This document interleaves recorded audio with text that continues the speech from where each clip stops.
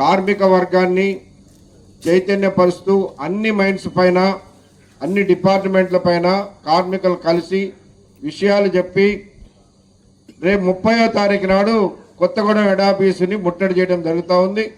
వంట వార్పు కార్యక్రమం కూడా హెడ్ ఆఫీస్ ముందు జరుగుతుంది.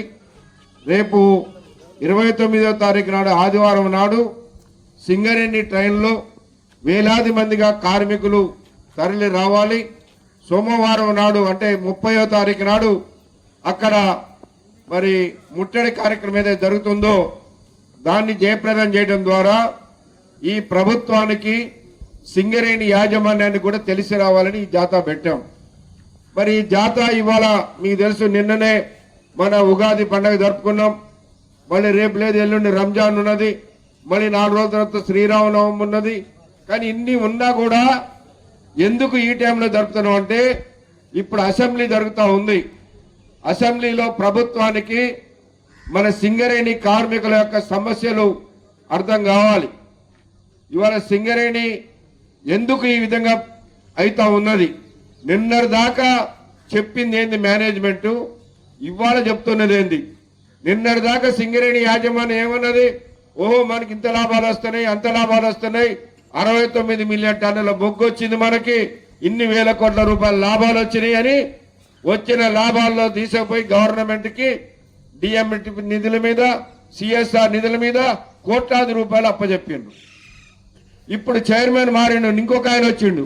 నిన్న వచ్చిన ఆయన ఏమంటుండంటే పోయిన సంవత్సరం 69 మిలియన్ రాలేదు, 6 మిలియన్ టన్నుల బొగ్గును కలిపింది మేనేజ్మెంట్, దానివల్ల ఇంత లాభాలు చూపించారు.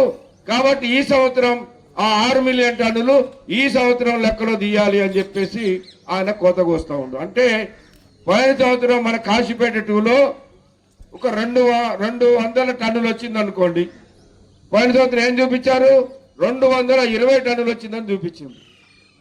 ఆ 20 టన్నుల చొప్పున అన్ని చోట్ల కలిపితే 6 మిలియన్లు అయింది. ఇప్పుడు ఈ సంవత్సరం ఏం చేస్తున్నారు, 200 వస్తే 180 చూపిస్తున్నారు. ఎందుకంటే పోయిన సంవత్సరానికి ఈ సంవత్సరం లెక్కలు చేస్తున్నారు. మరి ఇవాళ ఎందుకు కలిపారు, కలిపినోడు ఎవడు, కలపడానికి బాధ్యులైన అధికారులు ఎవరు, మరి ఇన్ని కోట్ల రూపాయల లాభాలు చూపించి గవర్నమెంట్కి అప్పచెప్పడానికే కదా మీరు ఇచ్చేసింది డబ్బులు. మరి దీని మీద ఎవరు చర్య తీసుకోవాలి? ఇవాళ కార్మికుడు ఏదైనా చిన్న తప్పు జరిగితే ఉరికొత్తరు విజిలెన్స్ వాళ్ళు వచ్చి మళ్ళీ డిపెండెంట్ ఎంప్లాయ్మెంట్ ఇవ్వాలంటే ఇళ్లకు పోయి సోదాలు చేసి పెళ్ళి ఎప్పుడైంది, కార్డు ఉన్నదా, అది ఉన్నదా, ఇది ఉన్నదా, నీ ఇంటికాడ ఇది ఉన్నది, నీ పక్కనోడు ఇది చెప్పిండు అని చర్య తీసుకొని వాళ్ళకి డిపెండెంట్ ఎంప్లాయ్మెంట్ ఎగ్గొడుతున్నారు కదా. మరి ఆ విజిలెన్స్ డిపార్ట్మెంటు ఇలా 6 మిలియన్ టన్నులు కలిపి కోట్లాది రూపాయలు అదనంగా చూపిస్తే ఎవడి మీద చర్య తీసుకోవడానికి విజిలెన్స్ ఏం చేస్తుంది చెప్పండి? విజిలెన్స్ డిపార్ట్మెంట్ ఎక్కడ పనిచేస్తుంది అంటే కార్మికుల మీద నా విజిలెన్స్, మీ అధికారుల మీద లేదా? మీ అధికారులు చేసిన